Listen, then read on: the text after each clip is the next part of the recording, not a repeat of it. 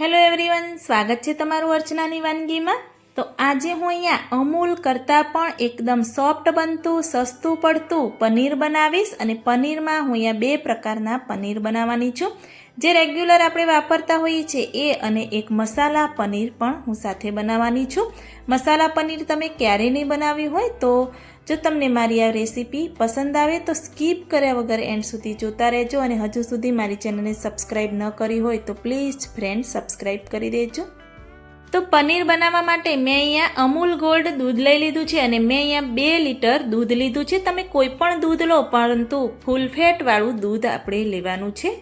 તો આ 2 લીટર દૂધમાંથી આપણે જે બે પ્રકારના પનીર બનાવવાના છે એ બંને પનીર આપણે બનાવીને આમાંથી રેડી કરીશું। તો એક તપેલી લઈ લઈશું અને એમાં થોડું એવું અંદર પાણી એડ કરીશું। આપણે દૂધ ગરમ કરવાનું છે એટલે નીચે તળિયે ચોંટે નહીં, એટલે થોડું આ રીતે પાણી એડ કરી દેવાનું, અને અંદર આપણે દૂધ એડ કરીશું। તો હું પહેલાં તો આ જે તપેલીમાં દૂધ લઉં છું એ રેગ્યુલર પનીર બનાવવાની છું। તો રેગ્યુલર પનીર હું 1.5 લીટર દૂધમાંથી બનાવીશ, અને જે મસાલા પનીર છે એ હું 500 ગ્રામ દૂધમાંથી બનાવીને રેડી કરીશ। તો આપણે દૂધ બધું જ તપેલીમાં લઈ લીધું છે, એને ગેસની ફ્લેમ ચાલુ કરી અને ગરમ કરવા માટે રાખી દઈશું। એ જ રીતે મસાલા પનીરનું દૂધ પણ આપણે એક નાની તપેલીમાં લઈ લઈશું, થોડું એવું પાણી એડ કરી, અને 500 ગ્રામની થેલી એક આપણે બાકી હતી એ આપણે અંદર એડ કરી દઈશું। તમારે વધારે બનાવવું હોય તો તમે વધારે દૂધનો પણ ઉપયોગ કરી શકો છો। તો આ તપેલીને આપણે સાઈડમાં રાખી દઈશું, અત્યારે ગરમ નથી કરવાની। જે આપણે સાદું પનીર બનાવવાનું હતું એનું દૂધ મેં ગરમ કરવા રાખી દીધું હતું, તો આ રીતે દૂધ પણ ગરમ થઈ ગયું છે, પરંતુ એક ઉભરો આવે ત્યાં સુધી આપણે એને ગરમ થવા દેવાનું। તો આ રીતેનો એક દૂધનો ઉભરો આવે ત્યારે ગેસની ફ્લેમ આપણે બંધ કરી દેવાની છે, અને દૂધની તપેલી છે એ આપણે નીચે લઈ લેવાની। તો બંને પનીરના દૂધને ફાળવા માટે એક કપમાં આપણે એક નાની વાટકી આ રીતે પાણી લઈ લઈશું, એટલે કે 4 થી 5 ચમચી જેવું પાણી થાય। એ જ રીતે મેં અહીંયા વિનેગર લઈ લીધું છે, અને રેગ્યુલર જે સાદું વ્હાઈટ વિનેગર આવે છે એ લેવાનું। તો એક વાટકી પાણી અને એક વાટકી આપણે વિનેગર લઈ આ રીતે મિશ્રણને તૈયાર કરી દઈશું। ગેસ પરથી મેં તપેલી નીચે ઉતારી દીધી હતી, અને હા, ખાસ ધ્યાન રાખવું કે ગેસ ચાલુ રાખી અને આ રીતે વિનેગર અંદર એડ નથી કરવાનું, તપેલીને નીચે જ ઉતારી દેવાની, અને આ રીતે એક એક ચમચી અંદર એડ કરતું જવાનું, અને મિશ્રણને આ રીતે દૂધને હલાવતું જવાનું। જો તમારી પાસે વિનેગર ન હોય તો તમે એકદમ ખાટી છાશ હોય એનાથી પણ ફાડી શકો છો, લીંબુથી પણ તમે ફાડી શકો છો। તમારા ઘરમાં કોઈ પણ જે સામગ્રી અવેલેબલ હોય એનાથી તમે આ રીતે ફાડી અને પનીર બનાવી શકો છો। આ રીતે થોડું થોડું ધીરે ધીરે તમે આ રીતે વિનેગરનું મિશ્રણ એડ કરતા જશો એટલે દૂધ બધું જ સરસ એવું ફાટી જશે। તમે જોઈ શકો છો કે દૂધમાં પનીરનો ભાગ અલગ થઈ ગયો છે અને પાણીનો ભાગ આ રીતે અલગ થઈ ગયો છે। તો 3 ચમચી જેવું મેં અહીંયા મિશ્રણ અંદર એડ કર્યું હતું, અને એકદમ પરફેક્ટ દૂધ ફાટી અને આપણું તૈયાર થઈ ગયું છે। તો આ જે પાણીનો ભાગ અલગ અને પનીરનો ભાગ આપણે અલગ કરી દઈશું। તો આ રીતે કાણાવાળું જાર લઈ અને ઉપર આ રીતે એકદમ પતલું એવું જાળીદાર કપડું લઈ લેવાનું। એકદમ પાતળું કપડું લેશો એટલે પાણી છે એકદમ જલ્દી એવું નીતરી જશે। તો આ બધું જે મિશ્રણ છે એ આપણે અંદર લઈ લઈશું, અને આપણે અંદર વિનેગર એડ કર્યું હતું એટલે થોડી એવી ખટાશ પણ હશે। તો પાણીથી થોડું એવું આપણે પનીરને આ રીતે ધોઈ દઈશું એટલે ખટાશનો ભાગ દૂર થઈ જાય, અને બધી જ બાજુથી આ રીતે પકડી અને આ રીતે આપણે એને પકડી રાખવાનું। એને હાથ વડે પાણી દૂર નથી કરવાનું, એને નીચોવાનું નથી, બસ આ રીતે થોડું લટકતું રાખશો એટલે પાણી આપણું બધું જ નીતરી જશે, અને આ રીતે એને આપણે ફોલ્ડ કરી દઈશું।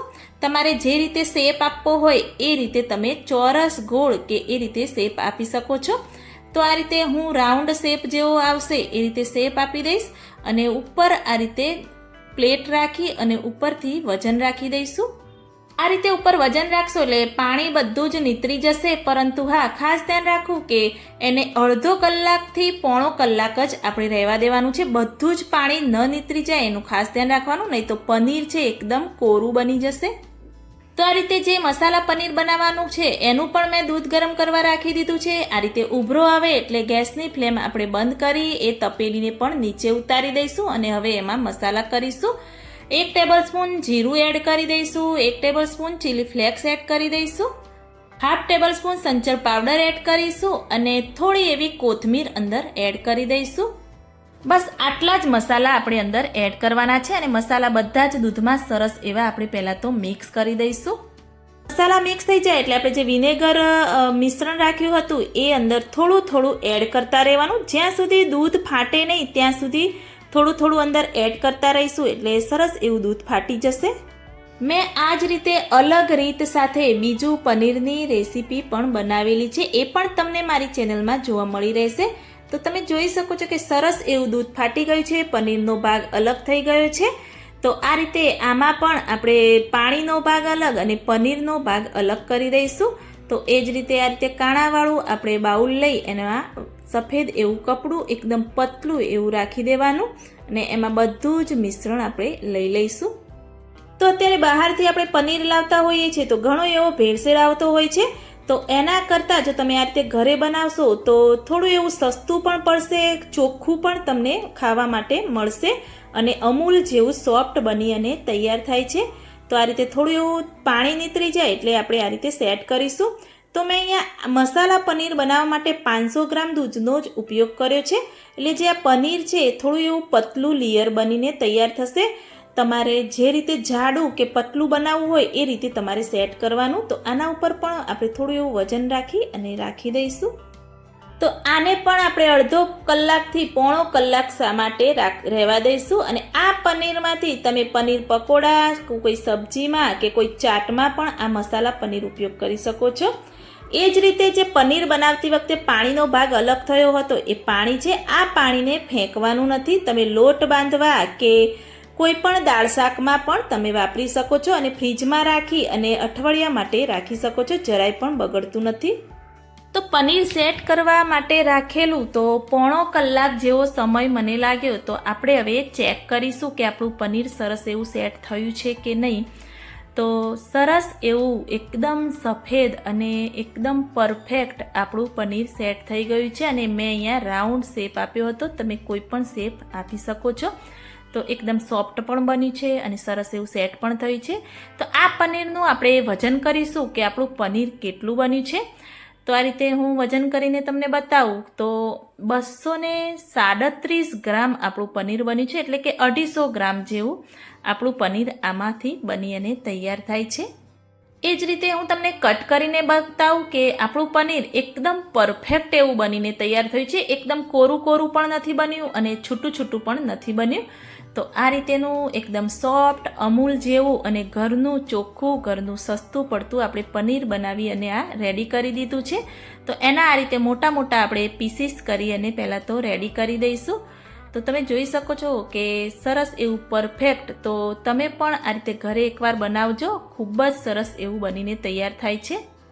એ રીતે મસાલા પનીર પણ હું તમને બતાવી દઈશ કે કેવું સેટ થયું છે. તો એને પણ આપણે ખોલીને જોઈ લઈશું. તો સરસ એવા મસાલા અંદર સેટ થઈ ગયા છે અને પનીર પણ એકદમ પરફેક્ટ બન્યું છે. થોડું એવું પતલું લેયર બન્યું છે પરંતુ પનીર આપણું પરફેક્ટ બન્યું છે. તો એનું પણ આપણે વજન કરીશું. તો એનું વજન થાય છે 105 ગ્રામ, એટલે કે 100 ગ્રામ આપણું વજન પનીરનું થયું છે. તો એને પણ હું તમને કટ કરીને બતાવું કે જરાય પણ મસાલા અલગ થતા નથી અને પનીર આપણું એકદમ પરફેક્ટ બન્યું છે. આ પનીર છે એ તમને એકલું પણ ખૂબ જ એવું ટેસ્ટી લાગશે. તમે કોઈ પણ સબ્જીમાં, ચાટમાં પણ તમે આ પનીરને ઉપયોગ કરી શકો છો. અને જો પનીર પકોડા બનાવો તો એમાં આ મસાલા પનીર ખૂબ જ એવું ટેસ્ટી લાગે છે અને પકોડા પણ ખૂબ જ એવા ટેસ્ટી લાગે છે.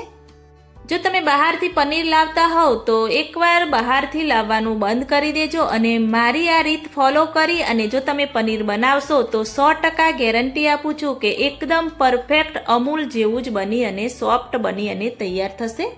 જો તમે મારી રેસીપી રેગ્યુલર જોતા હો અને હજુ સુધી ચેનલને સબસ્ક્રાઈબ ન કરી હોય તો ફ્રેન્ડ્સ પ્લીઝ સબસ્ક્રાઈબ કરી દેજો અને મારી રેસીપી તમારા ગ્રુપમાં વધારે શેર કરજો. જો સારી લાગી હોય તો મારી ચેનલને લાઈક, શેર, કમેન્ટ કરજો. મળીએ કોઈક નવા વિડીયો સાથે.